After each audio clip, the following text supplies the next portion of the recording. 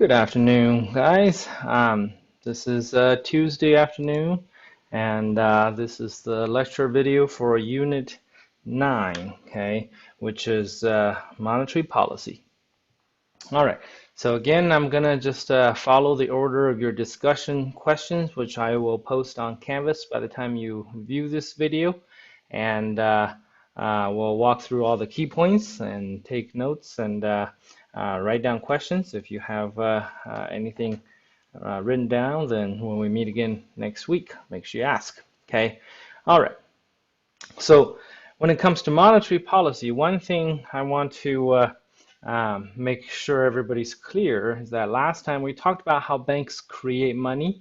And so the banking system, when we say they create money, we mean that they take the monetary base, which is how much actual dollars and coins that we have produced, and then they make that seem bigger, right? There's more circulating money than the monetary base. But that being said, okay, the banking system does not control the money supply in the economy, because in order to do so, it would require a lot of them, if not all of them, to work together to figure out how much they want to loan out and etc. And they simply just do not have that kind of coordination or purpose, right? Because their purpose is to individually make the most profit, which is to make as many loans as possible. So what controls the banking system is the Federal Reserve, right? So at the end of the day, even though banks can make there seem to be more money than what we've actually printed, but the actual money supply for the entire economy is controlled by the Federal Reserve, because they can make the entire banking system do something. And so I wanted to get that clear, okay? Now, let's look at then what are the tools the Federal Reserve has for monetary control. So specifically, when we say monetary control, we're talking about how the Federal Reserve can control money supply. Now, keep in mind that eventually we'll talk about the whole purpose of controlling and manipulating money supply, which is to manipulate real GDP, right? Because that's the purpose of having monetary policy, okay? But nonetheless, let's talk about how the Fed can do it, okay? So there are three things the Federal Reserve can change in order to manipulate money supply in the economy, okay? The first and most common thing is called open market operations, okay? Open market operations, okay? Again, this is one of several very specific definitions for this unit, so make sure you keep them clear and distinguished. If not, then go back and review these more, okay? But open market operations refers to the Fed buying or selling government securities, okay? So it can be an open market purchase. That's when the Fed buys government securities, or when they have an open market sale. Okay. Now, a couple of things I want to explain. First of all, okay, open market operations are conducted or are decided by the FOMC, the Federal Open Market Committee, okay, and then implemented by the New York Federal Reserve. That's why we said the New York Federal Reserve Bank is so special out of the system of 12 banks. Now, the Fed does open market operations in what's called the secondary market. What that means is that the Fed does not issue new bonds to buy, or they don't buy directly from the Treasury Department for new bonds, right? So the Department of Treasury is in charge of deciding, not deciding, but printing these bonds to fund the borrowing for the federal government. But the Fed does not buy or sell bonds directly with them, okay? And that's called the primary market. The secondary market means the Federal Reserve will buy or sell to, or buy from or sell to people or brokers or banks that hold existing bonds, okay? And how that works is also a little interesting, okay? When the Fed buys anything, okay, they can buy potatoes if they want to, but they're choice, the product of choice they're buying and selling is these government securities. But when the Fed decides to buy, okay, when they perform an open market purchase, that actually increases money supply, okay? Because when the Fed buys these bonds, they collect the bonds and then they pay money out to individuals, firms, banks, so that money is now out for circulation. So that increases money supply in the economy, okay? Now, when the Fed sells, that is when money supply decreases, because when Fed sells bonds, bonds go to individuals, firms, or banks, and the Fed collects money. And once that cash, that money goes into the Fed, it's locked down, it's no longer circulating. Okay, so this is something that somehow is often counterintuitive to students because somehow people think when they buy that decreases money supply. Not the case. Okay, so open market purchases increases money supply because that's when the Fed pays money into circulation, into the economy. Open market sales is when money supply is decreased because that's when the Fed collects money and sits on top of it. Okay, so make sure you understand that. So open market operations, this is the tool of choice for the Federal Reserve to manipulate money supply, and that probably is 90+% of the time what they choose to do. Okay, now the second thing the Fed can do in order to manipulate money supply is to change what's called the discount rate. Okay, now again, this is a very specific interest rate or definition from this chapter. The discount rate is the interest rate the Federal Reserve charges commercial banks for borrowing money from them. Okay, so commercial banks borrowing money from the Federal Reserve, they pay an interest. That's called the discount rate. Okay, now so what's going on here is that, remember, we said the Federal Reserve regulates the banking system, and then they have what's called a required reserve ratio, which we'll talk about in a second. But essentially, that's the minimum proportion of all the deposits banks have to hold as cash, as reserves. Okay. Now, every single day, at the end of the day, every single bank needs to report to the Fed if they have met the required reserve ratio. Right? They will have to say, Zions Bank will have to report to the Federal Reserve in San Francisco and say, hey, as of today, our total amount of deposits is, let's say, $200 billion, and then you are requiring us to keep 10%, so we have $22 billion in our vault, so we are more than 10%, we're good. Okay, so something like that, right? So that's the process that has to be done every single day at the end of the business hours. Now, occasionally, something weird happens and the bank can not have enough cash on hand, right? They maybe more customers than usual came to withdraw, or they have some kind of big transaction, so they're running low. And by law, they have to meet this required reserve ratio. So the banks then have a couple options. One is that if we're talking about Zions Bank again, Zions Bank can call Wells Fargo and say, hey, buddy, do you have a couple $1 billion just laying around from doing nothing, and I will borrow that from you to cover my required reserves, and then I'll return it to you tomorrow with interest. Okay, if that's the case, the Fed doesn't have to know that Zions fell short, and as long as Wells Fargo can cover that for them, then they can make that deal happen, and they deal with it privately. Okay, and once those $2 billion come over, and the Zions Bank can tell the Fed, yeah, we have enough cash, we're good. Okay. However, rarely, okay, a commercial bank will fall short and not find cash from other banks to borrow to cover their required reserve ratio. Okay, and if that is the case, then their last resort is to borrow money from the Federal Reserve. They can say, hey, Fed, I fell short today, I'm not meeting your requirement. So do you have $2 billion that I can borrow to meet your requirement?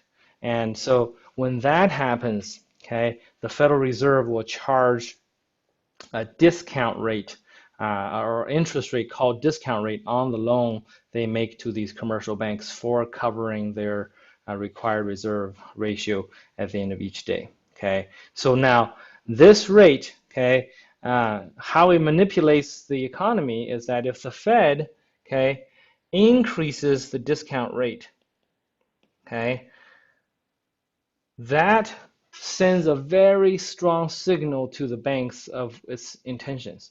And that is the Fed saying, guys, I don't want you to make too many loans.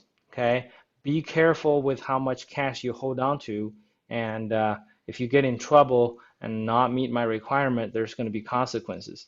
And since the Fed is the entity in charge of the the banking system, all the banks watch very closely to what the Fed wants to do. So if the Fed increases the discount rate, banks will immediately understand the Fed does not want us to make too many loans, so they will be more careful and hold on to cash as reserves.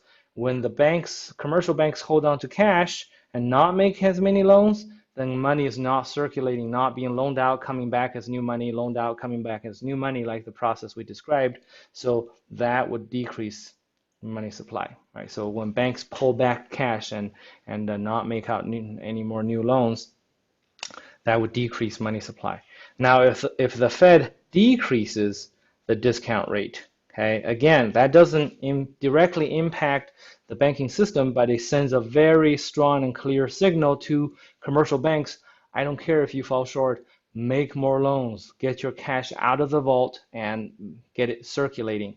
And the commercial banks usually will, again, read between the lines very clearly, and they will make more loans, and that will then increase money supply, because again, more loans means more money circulating, more money going out and coming back as new recorded new money. Okay, so that's how you use discount rate. Now, a couple of related things to discount rate that we have mentioned, not as part of the tools for the Fed for money supply control, that I want to talk about is, first of all, the interest rate that banks pay each other for borrowing money from each other, right? In the case we talked about where Zions Bank has to borrow money from Wells Fargo, and if Wells Fargo has enough money for Zions to borrow, then Zions will pay them a rate.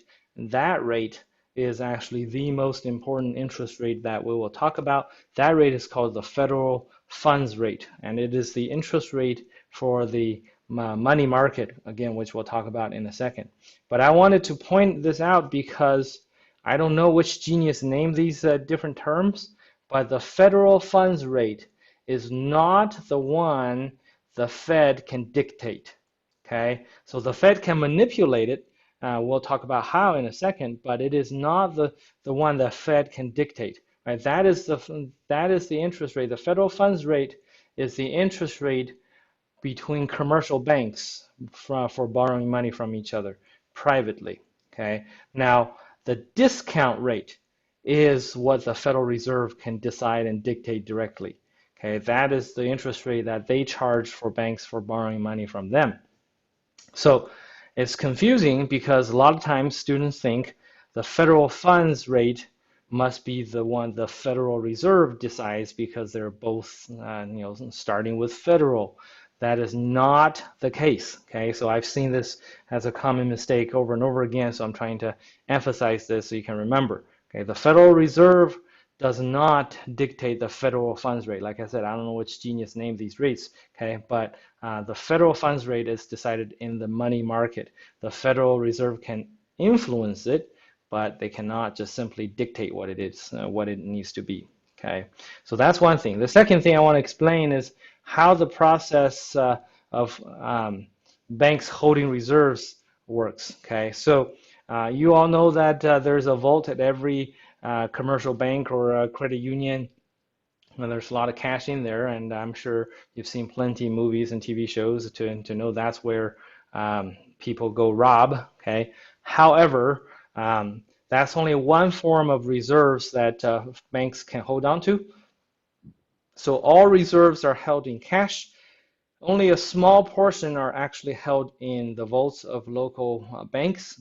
The bigger part of banks' cash are held at the Federal Reserve's vaults. Okay, each Federal Reserve Bank has a big vault, usually underground, and every bank that under their jurisdiction will have a vault, in that basement facility or some kind of special facility, and they store their cash there. Okay, now they do this for two reasons. One is that the Federal Reserve is much better equipped to protect large amount of cash, and so it's safer to put most of their cash in the Fed's facility. Two is that when banks have any kind of transaction, okay, the Federal Reserve requires them to actually have cash to settle that, right? Like we talked about how you and I can get paid with just digits on the screen and we get happy. We don't actually have actual money going behind those screens and we don't care. But when it comes to banks exchanging money, the Federal Reserve wants to make sure that's not some kind of just fake imaginary digital manipulation on the screen. They make sure there's actually enough cash for the banks to settle that. So when Zions Bank borrows $2 billion from Wells Fargo, if they agree to it, they have to actually call the Fed and say, we made a deal. They don't have to tell the Fed what the deal is for. They don't have to say, well, Zions got in trouble for not meeting your requirement. Right? They can just simply say, we made a transaction and we need to move $2 billion from Wells Fargo to Zions. And there's actually somebody working at the Fed whose job is to drive a forklift and move $2 billion from Wells Fargo's vault to Zions Bank's vault, just to make sure there's actually enough cash uh, that's owned by Wells Fargo to cover this transaction. Okay, so when it comes to reserves, okay, small portion is held locally, and most of it is held at the Fed. And a big function of that is to make sure when banks do transactions with each other, they actually have cash to settle that. Okay, so those are the two related topics. Okay, now the third tool that the Fed has to manipulate money supply, okay, is to change the required reserve ratio. Okay, so again, this is what's the percentage of the total amount of deposits banks have to keep as cash. Okay, now this hasn't been changed since the 1990s because changing this will be very disruptive to the banking system. However, if the Fed were to use it, right, if the Fed were to lower the RR, right, required reserve ratio, then that means again banks will have more money to loan out, right? Let's say if currently it's 10% and they lower down to 5%, all of a sudden banks will have 5% extra of cash now that they don't have to hold on to, so they can make into loans, and that will increase money supply. Okay, but if the Fed increases required reserve ratios, that means the banks have to hold on to more cash, and holding on to cash means that money is not circulating, is not being used over and over again, so that lowers money supply.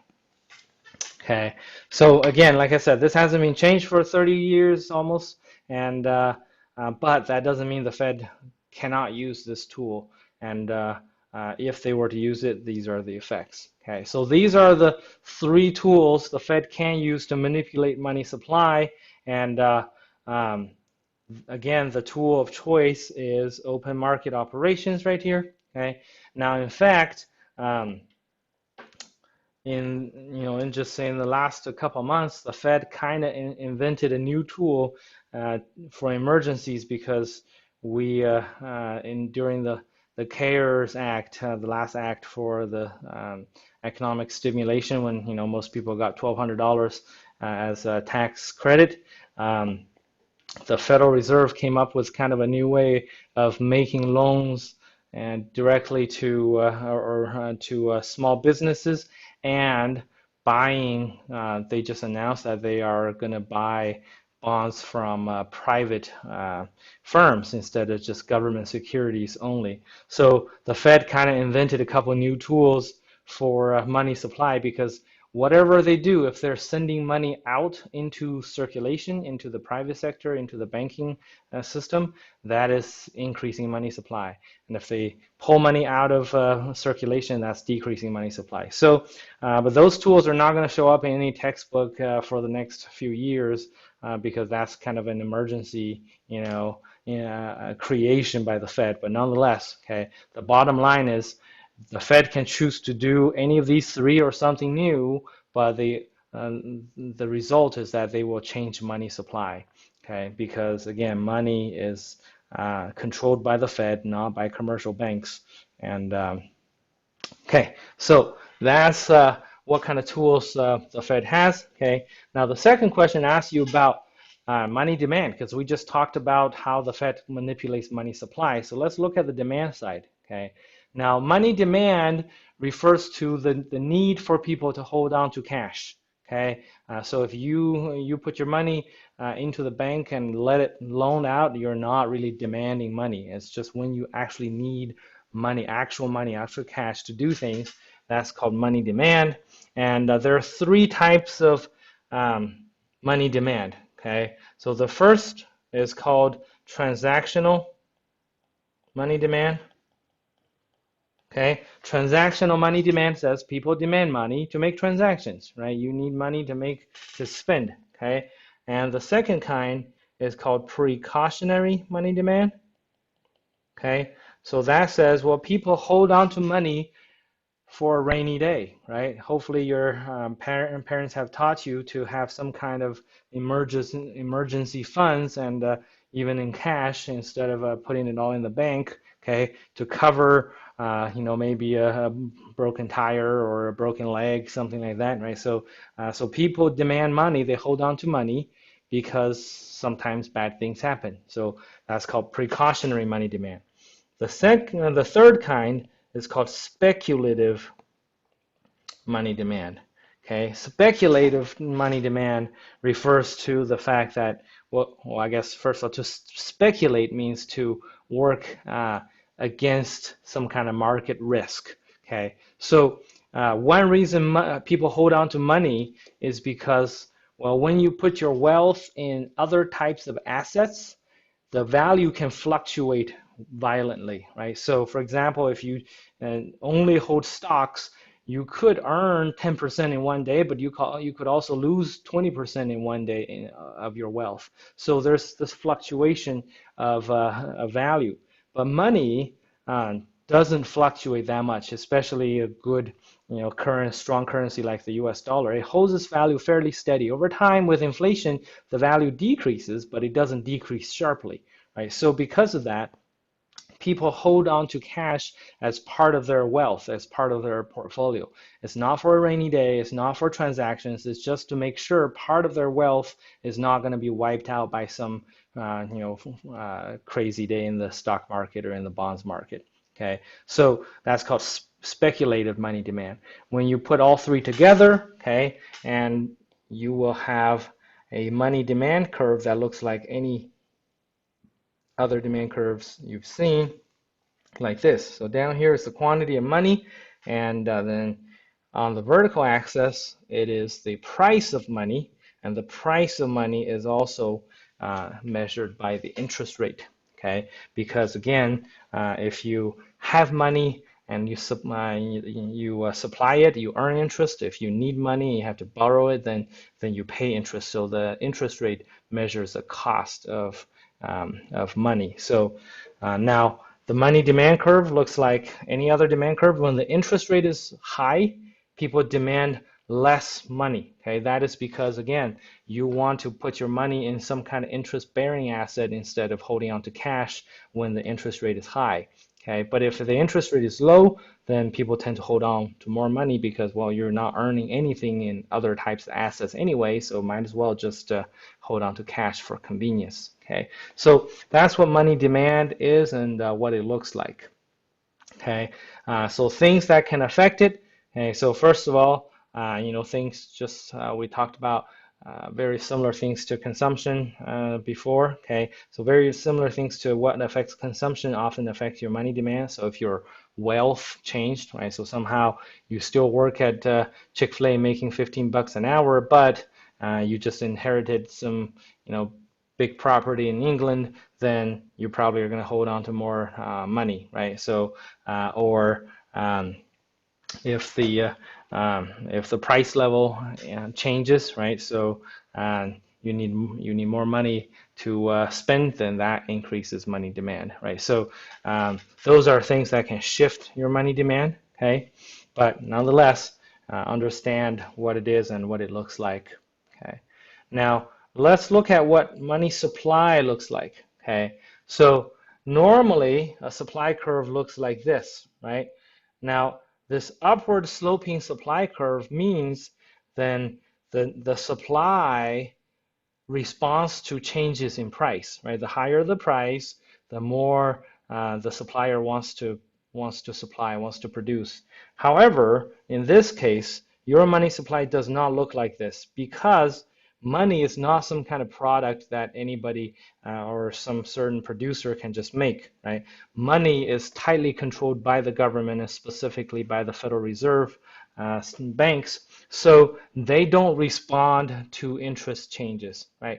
The Federal Reserve is not going to look at the market and say, man, the interest rate is really low and we better pull our money out and so we don't have a big loss. Or they don't say, hey, interest rate is high, let's throw our money into this market to earn more returns, right? They don't care. They can print as much money as they want, right? So they don't respond to interest changes.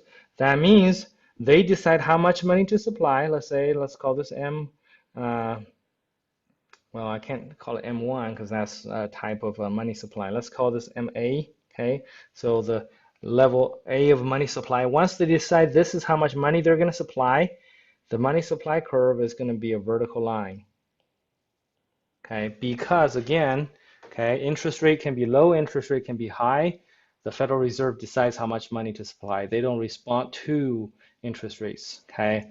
Now together, once your money supply curve goes in there, okay, together they decide what is the interest rate in the market, and then of course the quantity of money has already been decided by the Fed, okay?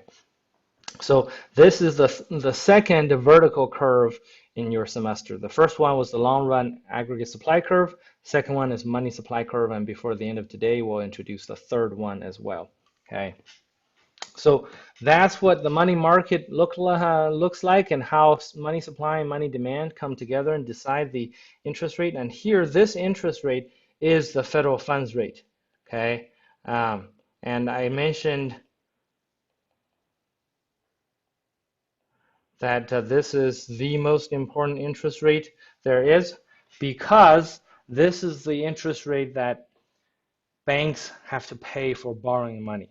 Okay, so this is then the fundamental interest rate for how much the banks will charge you for borrowing money from them, right? Because this is the interest rate they pay when they borrow money. So all other interest rates that they charge will be higher than this. Okay, if you have read your credit card contract, the fine prints very carefully, then usually they say you can expect your annual rate to be 19 to 24%, but then it says, but nonetheless, we reserve the right to make sure your interest rate is at least 15% higher than the primary rate, right? So the primary rate is referring to the federal funds rate because that is the rate banks have to pay when they borrow money. So when they charge interest from you, they say, hey, if somehow the interest rate we have to pay rises, we reserve the right to always charge you 15% higher than that minimum, right? So,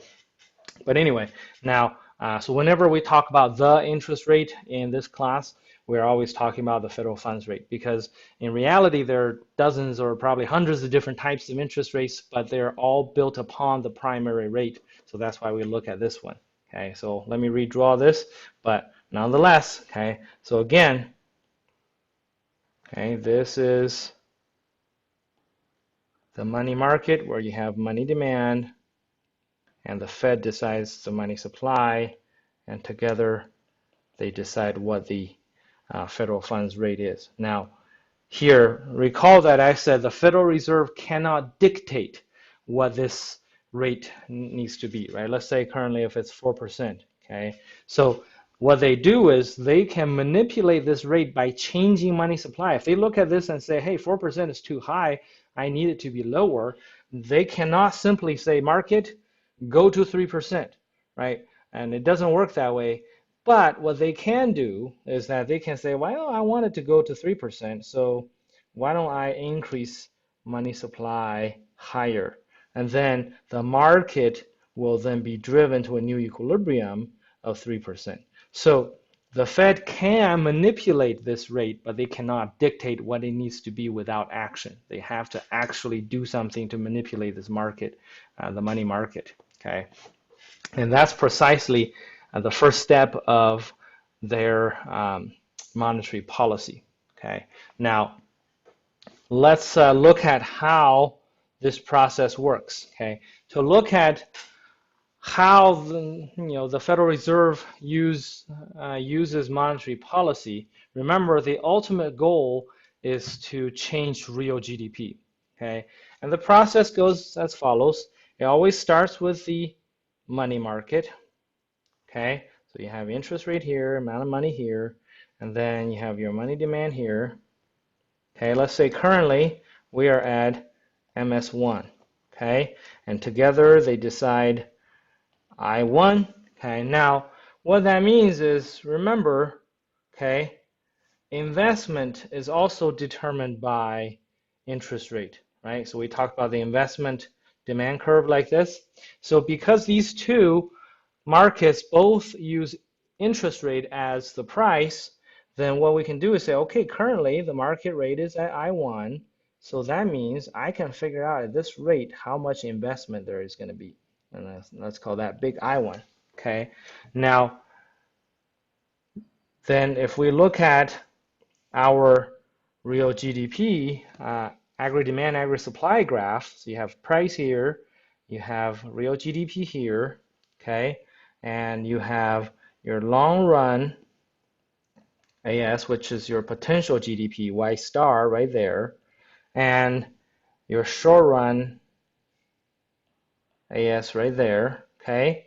Now, once you determine a certain level of investment, we talked about a couple of weeks ago that, well, that certain level of investment then helps determine the level of aggregate demand, right? Because aggregate demand is the total amount of spending everybody wants to do in our economy, but that spending comes from households, which is consumption, and then firms, which is investment, then government, and then the rest of the world. So when you have a certain level of I, then you help determine a certain level of aggregate demand. So let's say this is the aggregate demand, call it AD1, helped determined with by I1. So that means currently, okay, price level is at P1 and our actual real GDP is at Y1. Again, your aggregate demand and short run AS determines your actual production, and your long run AS tells you your potential. So you can see currently, well, obviously we have a gap, right? So this is our recessionary gap or contractionary gap. So we are not producing as much as we should, and we want to go to Y star because that's where the economy needs to be. If we leave things alone, short run aggregate supply curve will shift to the right and close this gap. But we said because wages are sticky, this could take years. That means people will continue to suffer in a recession for years. Not good for anybody, especially politicians that are running for office or re-election. Right? So often we look at this and say, hey, we don't want to have this kind of human suffering. We don't want to have a recession. Let's do something about it.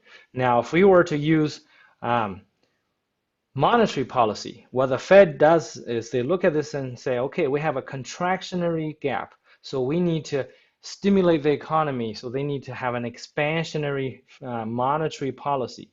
Now, the goal is to increase money supply. Okay, I'll show you why. But they can do so with any of those three tools that we have just listed. The most common is that they will do open market purchases. Again, when the Fed purchases securities, they release money into circulation, so money supply will increase. But they can also use either one of the other two. So it doesn't matter which tool the Fed chooses to use. The point is the Fed can increase money supply, call this MS2, okay? And that will drive the federal funds rate lower, okay? And once this interest rate is lower, that means all interest rates are going to go lower. So in the investment market, okay, with a lower interest rate driven by the Fed's monetary policy, then you can see that investment is going to increase to I2. Well, when you have a higher level of investment, then that means your aggregate demand total is going to be higher. So that will shift your aggregate demand to the right. And if we do it just right, it would shift, let's say, right here. Then we would go to P2, but more importantly, our real GDP will go from Y1 to Y star. So the economy is restored to long run equilibrium and everything's stable and happy. Okay, so this is the process during which the Federal Reserve can impact real GDP. Now I'll mark these with the different steps so you can trace it easier. First step is to increase money supply. Again, that can be done with any of those tools we mentioned, okay? And that drives the interest rate down, okay? So that's the second step. And the interest rate being lower increases investment, and investment increases will give you, number 4, which is an increase or rightward shift of aggregate demand, and that leads to, okay, number 5 and number 6. And that achieves our goal. Okay, so this is the process that we go through with how monetary policies work. Okay, all right, I hope this makes sense. Now, if our initial situation is that we have an expansionary gap, right, where Y1 is actually on the right-hand side of Y star, then you would do the opposite, right? The Fed would use one of those tools to lower money supply. So money supply would shift to the left, which will raise the federal funds rate, which will raise all interest rates. So investment is going to decrease. And once investment decreases, aggregate demand will shift to the left, closing that expansionary gap and lowering our real GDP. Okay, so that's this process. Again, very important for you to understand. It's not as simple and direct as fiscal policy, but nonetheless, okay, and this will change our real GDP. And in fact, it is often actually more effective because there's a lot less political influences in this process and etc. Okay. All right. Okay. Now I hope that makes sense. The last part of the class, okay, talks about a couple of things that are related but a little bit different, also concerning money, right? So question number 7 in your discussion asks you about something called the equation of exchange.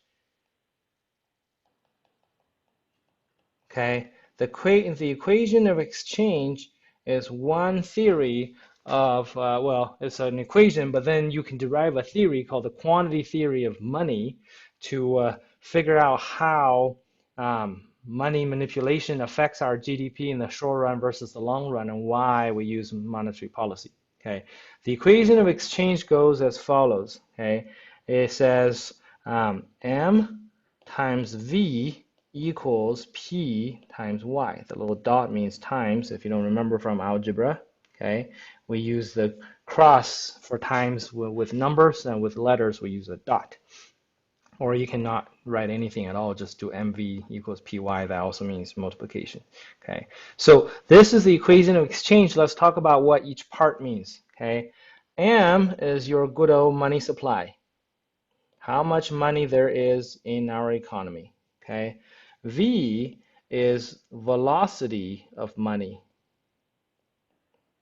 Okay, velocity of money refers to, on average, how many times each dollar gets spent in the economy, usually in 1 year. There's some kind of time frame that you look at, usually a year, right? So if the velocity is 5, that means every dollar gets spent 5 times in a year. Okay, and so P is your price level. Okay, just like before, we haven't invented anything new. And Y is your real GDP. Okay, just like before. Now, this equation then says on the left-hand side, okay, money supply is the total amount of money we have in the economy, okay, times how many times each dollar gets spent. So then that gives you the total amount of purchases that has happened, right? For example, if in our little class economy, we have $100 total, but we know every dollar gets spent 5 times, that means, well, in 1 year, we've bought $500 worth of stuff, right? So M times V gives you the total amount of transactions or purchases on the left-hand side, okay? Now, P times Y is your real GDP, P is your price level. So real GDP is your value of production after getting rid of any inflation. Now we're putting it back in, right? So we're saying your value of production without inflation multiplied with your current price level. So that gives you your current market value of all your production, right? So very similar idea to what we call nominal GDP. So this equation then says, okay, on the left-hand side is all the money we've spent, right? All the purchases we've made. Then on the right-hand side, it says it equals the current value of all our production. That should make sense, right? Because every money you spend goes to buy something. It doesn't just vanish. So all the spending should equal the value of everything we've made. Okay, so that's what the equation of exchange is, and I hope that makes sense. Now, the quantity theory of money is taking this equation and thinking more about it, okay? Because we said, okay, in the long run, we know two things, okay? One is that Y is fixed, right? Because in the long run, we say we always go to our potential GDP, and that we assume that to not be changing, right? Because unless there's technological advances and et cetera, but for simplicity, we say Y doesn't change, right? So unless we change the rules and shock it somehow, but Y doesn't change in the long run. And also, so that little bar on top means it's constant. And also, through observing the data, we see that V also doesn't change. Turns out how many times each dollar gets spent every year is fairly steady. It varies a little bit, but overall it's very steady, okay? So, well, this becomes interesting because if V is constant and Y is constant, then that means if I were to, let's say, increase money supply by 10%, okay, what must happen according to this equation? Well, that means P must increase by 10%, right? Because otherwise this equation would fall apart, and we know it won't because how much money we spend does equal how much value we've produced. So then the conclusion from the quantity theory of money is that in the long run, any money supply manipulation, right, when you increase or decrease money supply, will only cause proportional inflation or deflation. Okay, but we usually don't have a whole lot of deflation going on because usually we stimulate the economy. That's more often and more common. So this is saying, well, be careful. When you manipulate money supply, you're only manipulating price level. You do not cause any real growth to happen in your real GDP, right? Because printing money does not bring you long-lasting prosperity. That's what really the quantity theory of money is saying in the long run, okay? Now, however, if we look at this a little bit differently, right? If let's say we're talking about the short run, well, in the short run, we know that Y is not fixed in the short run because we have just shown here, right? Y in the short run can be lower than Y star or be higher. So Y can totally change. So in the short run, Y is not fixed, but V still is. Okay, V is pretty constant all the time. So that means that when I increase money supply by 10%, then I don't necessarily have to create a 10% inflation in the short run, right? In the short run, the 10% change on the left-hand side can be absorbed by P and Y. So maybe, you know, P will, let me change the color. Maybe I will cause a 6% inflation, but I will also be able to increase real GDP by 4%. So that means in the short run, then monetary policies are effective and are valid. Okay, and precisely over here, you can see when you have in these graphs, when you change the money supply with step one right here, okay, at the end, price increased a little, price level increased a little, and real GDP increased a little, right? So in the short run, M can change P and Y. So monetary policy, so the quantity theory of money then says, okay, in the short run, monetary policies can manipulate real GDP, but in the long run, it cannot introduce any kind of real growth. We can use it to restore real GDP to potential level in the short run, but the potential level will not grow just because we throw more money into the economy. Okay, so it's kind of like saying that if somebody is having running low on energy, you can give them a shot of sugar, right? That will boost their energy up pretty quickly, but it's not gonna bring their real long-term growth in their health and strength, right? In fact, if you keep doing that, it can give them diabetes and cause harm. So very similar to what we can do with short run and long run policies here. In the long run, monetary policies are not helpful, but in the short run, they do help fix the problem. That's the quantity theory of money. Okay, I hope that makes sense. Now the last thing we want to look at, okay, is something called the Phillips curve, named after the guy who came up with it. The Phillips curve essentially says, okay, there are two things we're always constantly worried about, right? One is inflation, the other one is unemployment. And the question then Phillips asked was, well, what's the relationship between these two, right? Because we worry about these two together all the time, right? We don't want high inflation, we don't want high unemployment. So what's the relationship between these two? So what he figured out was that, in the short run, okay, so the Phillips curve, again, we're looking at, okay, the inflation rate versus the unemployment rate.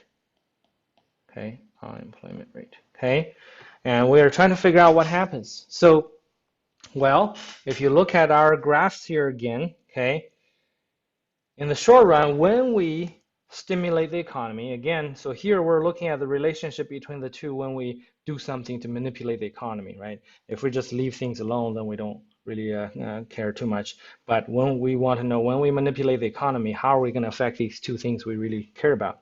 You can see here, when we have expansionary policies, okay, then we have, let me change it to a different color. We have an increase in P and an increase in Y, okay? Increase in P we call inflation, and increase in Y we said that means more production. More production means more workers. More workers means lower unemployment rate, right? So in this process of having an expansionary fiscal policy, we increased inflation but lowered unemployment. Okay. Now, if we were to have a contractionary policy where aggregate demand shifts to the left, then P will lower, so we'll have deflation. And then Y will lower, which means we'll have higher unemployment, right? Because lower Y means less production means less workers means more unemployment, right? So you can see they always go in opposite directions. Expansionary policy has inflation with lowering unemployment, and contractionary policies will lower price level, have deflation, but then cause higher unemployment rate. So they always have a negative relationship in the short run because shifting aggregate demand, we just said that's a short run change, right? In the long run, we always have the potential GDP to go back to. So your Phillips curve in the short run then looks something like this. This is your short run Phillips curve. Okay, now a couple of things I want to point out is that you can see it crosses, it does go below zero on the inflation on the vertical axis because inflation can have negative growth. We call that deflation, right?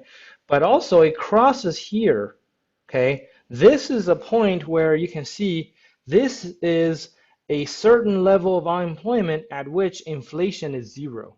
When inflation is zero, that means price is stable. Price is not changing. What do we call this unemployment? Feels special, right?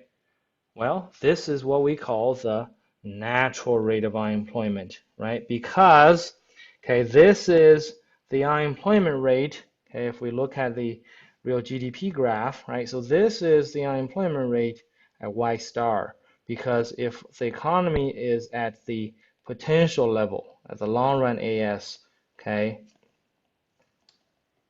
if we're right here, then the economy is stable. It's not gonna try to go anywhere else on its own. So price will just always stay at P1.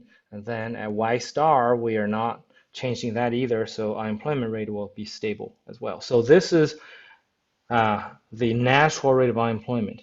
And because this is the unemployment rate at which inflation is zero, it also has another name. It's called NAIRU. Okay, it's an acronym, and NAIRU stands for Non-Accelerating Inflation Rate of Unemployment. I know it's a mouthful, but it's saying that this is an unemployment rate at which inflation is not accelerating. Inflation is stable. Okay, and I'll show you what that means in just a second. Okay, all right. So that's what it looks like in the short run. So now, when you have some kind of adjustment, right? So let's say, if you have a policy that stimulates the aggregate demand to the right, then you can see as a result, price is going to increase. You have inflation, but your real GDP will be higher. So that means unemployment rate will be lower. So that is when you go, let's call this point A to, let's say, point B, okay, where point A is 0% inflation and maybe 5% unemployment rate, but then point B is when you push unemployment down to 4%, because this Y2 is higher. Y2 is higher production than Y star, so more production means more workers means lower unemployment. So unemployment decreases to 4%, but as a result, you push inflation to 2% because the price level went up, right? So when you have that kind of a shift of aggregate demand, you're really just moving along your short run Phillips curve. Okay. Now, if we were to go from point A to point B and then leave things alone, what's going to happen? Well, remember, we said at point A, people expect, we had no inflation, so maybe you were okay with having no raise, right? You talked to your boss, and when you both thought A was going to be the point you were going to be, and you said, hey, things are stable, right? I took Econ 151, so I know we're at equilibrium, we're good, and if you don't give me a raise, I guess my standard living will just maintain, that's fine, okay? But then let's say the government during an election year decided to stimulate things and actually pushed us to point B. All of a sudden, you got caught off guard, and your inflation turned out to be 2%. So that means your standard living dropped by 2% because your income didn't go up, but price level did. So you could afford less things to buy now. So your standard living actually dropped. So what's going to happen is that the next year, right, when you negotiate your contract, you're going to say, hey, boss, last year I expected zero inflation, but turns out I got hit with a 2% inflation, so my standard living actually dropped. And you know that too because you lived through the same thing. So this year, I'm going to need a 2% raise just to cover my bases. And your boss is going to agree. So when that happens, okay, so your employers are paying you higher wages, so that raises their cost of production. So over here on the right, that means short run aggregate supply curve, okay, is gonna shift to the left, right? Because they're paying workers more money because of the unexpected inflation from last year, and with more money paid out, that increases their cost of production, which shocks the aggregate supply in the short run to the left. So that means, okay, you are trying to move back here. You say, hey, okay, I expect 2% inflation now, so I'm going to go to point C, okay, and point C is my new normal, right, where I expect 2%, and as long as it's 2%, all the production will be normal, and that means we'll be at Y star, and unemployment rate will be at 5%. So that's reflected then to P3. So from P2 to P3, that's another, okay, 2% increase. Okay, so then point C will become your new stable, right? And if the unemployment, I mean, if the inflation rate turns out to be 2% again, like you expected, then everything works out just right. Everybody's happy. And here we go back to Y star, and here that means you're at U star again. Okay. Now, so that means in the long run, okay, no matter wherever you are, okay, if you were at C, you would then, I mean, if you were at D, then you would do the same thing where you say, hey, 4% is what I expect, and I need a 4% raise. That will put us back to E, and everything will be normal. So in the long run, you always go back to the natural rate of unemployment, and that means your long run Phillips curve is a vertical line. This is your third vertical line of the semester, okay? And so wherever you are, okay, once you get to U star, then that becomes stable, and you will just come to expect 4% every year, and then every year you plan accordingly to be at 4% or 2%, whatever it is, and things will turn out normal. And that's why we call this non-accelerating inflation rate of unemployment, because at U star, whatever inflation is, it'll stay there, and it's not going to keep accelerating. It's not going to keep go higher and higher. Okay, so now once you know that in the long run your Phillips curve looks like a vertical line, then we can go back to a question you didn't even know you had since the beginning of the semester, where we said, okay, what if we get caught in a stagflation, right? Recall if we had, okay, a situation where let's say we started at equilibrium, okay, whoops,